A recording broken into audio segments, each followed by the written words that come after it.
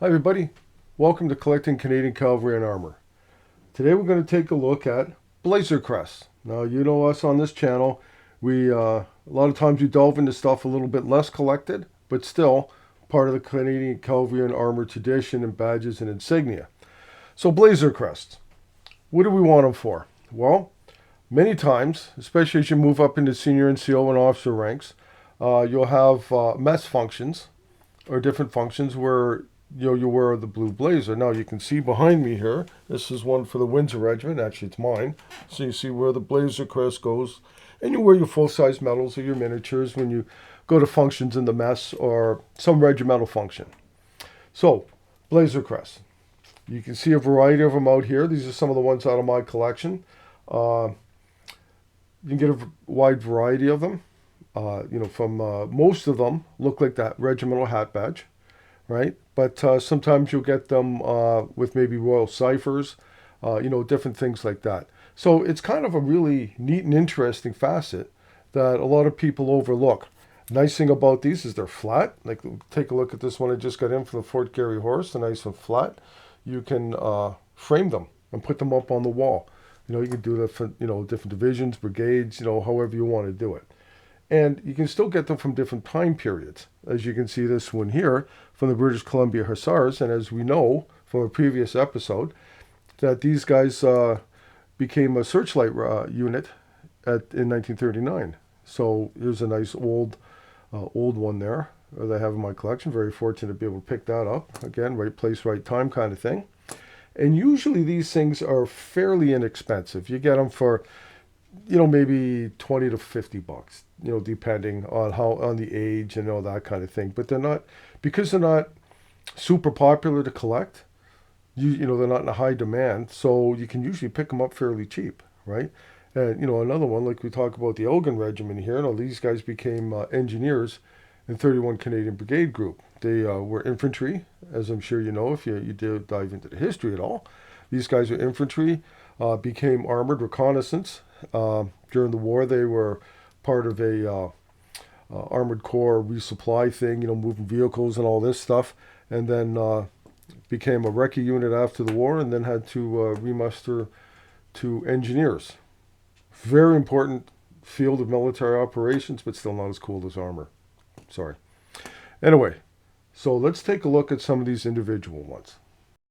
So we're going to take a quick look, first of all, at these three blazer crests for the Royal Canadian Armored Corps. Now this one, as you can see, has a Tudor crown, which means this is post-World War II, from about 47, 48 to about 52, right, with the Tudor crown. Then they would have changed to this one, which has a St. Edward's crown with the letters on the bottom RCAC for Royal Canadian Armored Corps. Then in the 70s, they actually just after unification, you can see that this one says Armour on it. Now the current one today, and for some reason I can't figure out why I haven't bought one yet, it would just say Canada down here on the little plate on the mailed fist. But again, if you were any member of the Armored Corps, so it doesn't matter what regiment you were a member of, as long as you're a member of the Corps, you'd be authorized to wear this. Or if you were, of course, on staff at the school, right? So RCAC, Royal Canadian Armored Corps, Blazer Crest. Cool stuff. Here's a couple of Blazer Crests to the Windsor Regiment. Now, it doesn't take a genius to see that they're slightly different, and that's because of manufacturers, right? These things aren't quite as regulated as, say, the cap badge and collar badges. So kit shops and regiments, try to find the cheapest place to get these things. So sometimes we get them made out of India or Pakistan, different places. And you can just see the difference in these two here. Now, when we cover the actual badges of the Windsor Regiment, I've got a few more of these Blazer Crests in that frame, but I don't want to pull the frame apart right now just, for this.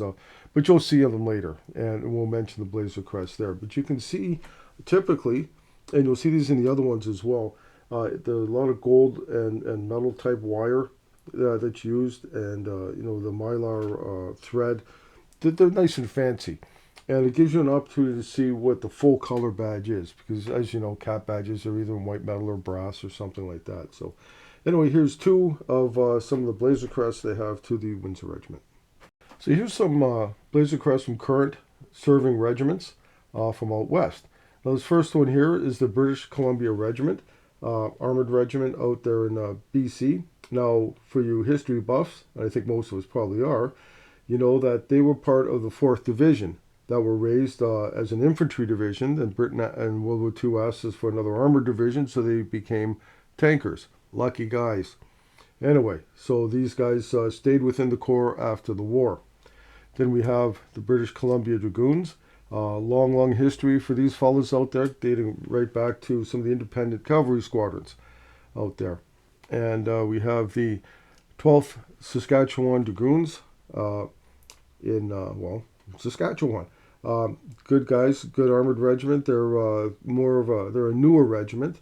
They've got some history, but they don't go as far back as say some of these other cavalry regiments.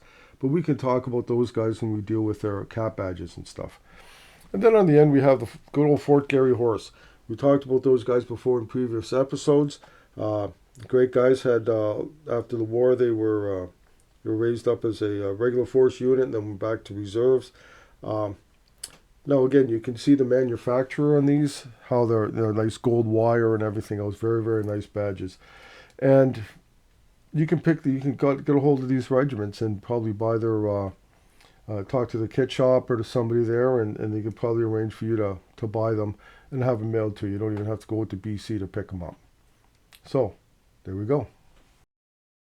So here's some regiments that are no longer within the Corps. They're Blazer Crest. Now over here on your left, you can see the British Columbia Hussars. I'm really happy to be able to pick this one up because they were only around for a few years, as you remember, from about 32 to 39, when they became a searchlight unit with the Royal Canadian Artillery.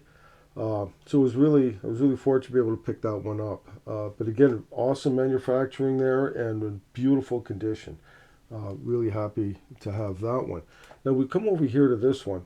This is the Calgary Regiment, and as we know, after the war, as a recognition for the work that they did, and don't forget these guys got the hell beat out of them in Dieppe, and then rearmed, regrouped, recruited, and continued in the war afterwards.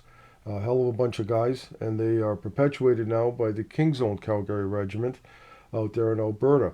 Now this one here, I'm sure, is a more recent manufacturer of the older badge, but it still fills a nice niche in my collection. Again, very nice badge, well made, very well made. Just like the guys next to him. Like we talked about the 12th Manitoba Dragoons, and so here's their Blazer Crest. It's again, probably a newer manufacturer. It's they redid it. I'm sure it's not a Second World War vintage, is what I'm trying to chew out here. But again, fills in nice with all the other badges that we have, as far as the Manitoba Dragoons go. And then over here, good Ontario Regiment, not the Ontario Regiment, but the Elgin Regiment. This is a very well made, older Blazer Crest. You can see it's just got the wonderful manufacturing. It's padded. It's nice and thick. And like I said, these guys, after the war, stayed within the Corps and was the Recce Regiment in London District for quite a while. Then as he started to change over to the brigade, they had to redo some of the armored regiments down here in 31 Brigade because it was the 1st Hussars, the Windsor Regiment, and the Elgins. They realized they didn't need 2 armored and 1 Recce unit, so the Elgins went over to engineers. Probably a good move for those guys. They worked their arse off. The engineers, they really do. They're fantastic guys. And then the Windsors went over to become reconnaissance, and the 1st Hussars stayed armor and the Cougars. And then of course the Cougars went away, and so did all the tank stuff, or tank trainers, and everybody in the reserves became reconnaissance. So anyway, some of the older stuff, regiments that are no longer part of the Corps, no longer exist, and it's kind of nice to be able to add that stuff to your collection as well. So keep your eyes out, guys, because this stuff is out there, and like I said, it's not highly collected. So you should be able to pick them up fairly reasonable. Unless this episode, of course, becomes super popular and then the prices go up because there'll be more demand. Who knows? So this concludes our episode on Blazer Crest. I hope you guys, it made your lights go off and go, oh, hey, that'd be a cool thing to collect, or a nice way to add to my collection. Because imagine, you have the hat badge, the collar badges, the shoulder titles, the buttons, and the nice full color Blazer Crest is a nice way to kind of tie everything together. It's I really like these things, and the nice thing about them is for any of the regiments that are still current within the Corps, like the British Columbia Dragoons there or the Fort Garrys, you can usually contact their kit shops, and they'll be happy to sell you one. So I mean, this stuff is still available. I think I got this one through through the Canex website. Fantastic. So I mean, but then when you start getting into those older ones, like the British Columbia SARS or the Armored Corps with the Tudor crown on, those are a little bit harder to find, but still they're out there. And like I said, a lot of guys they overlook these things. You can still pick them up fairly cheap. And you guys know that a bit of a cheapskate. Well, I say that, but I'm sure my wife, very supportive wife, would argue. But there's another thing.